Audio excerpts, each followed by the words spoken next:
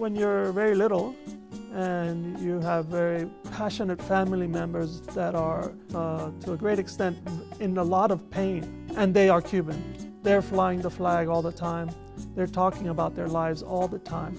What child would individually, independently claim to be anything else but Cuban?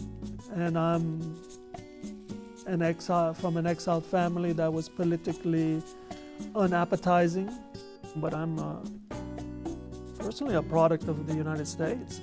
And this gets to maybe a deeper question of why people like myself in Miami, we still refer to ourselves as Cuban, especially when you're young. Just make you feel more patriotic to a history that you have no idea of.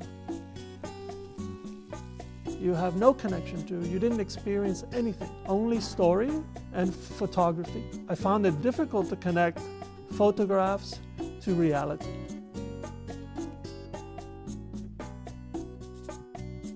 So we decided, let's figure out how to bring a car from the United States into Cuba, the first one since '59, I believe. Let's take Q60.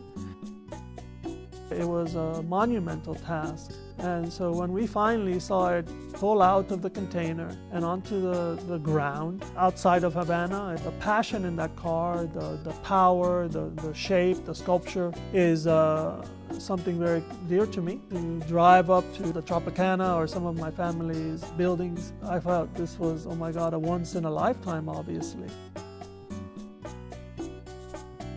And especially when we had the Q60 on the street, people would marvel at the car. I mean, not just because it's not a normal car for the streets of Cuba, because in their eyes and they're focused on everything I was saying, there was a deep curiosity. But it just struck me of how much they love the automobile. Human beings, we're unique in that we're not happy with our feet. We lack of patience. So we jumped on the horse, and then we became frustrated with the speed of the horse, so we made the automobile. So the automobile became this kind of manifestation of all of our ambitions to go beyond our own abilities.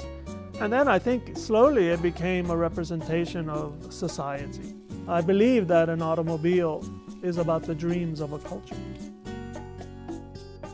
When we were able to see the Max Borges' house, my uncle, the railing of the stairway into the bedroom was this kind of sine curve, which was geometry, but also not geometry.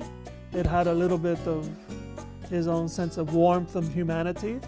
And then the rails, the structure supporting this sine curve were circles that fit nicely into that curve. So there is a sense of form and function. On the other side, though, it's completely artistic. But because of my feeling that design is also a cultural mirror, that mirror is showing the dreams of society and to make what is beyond our expectation.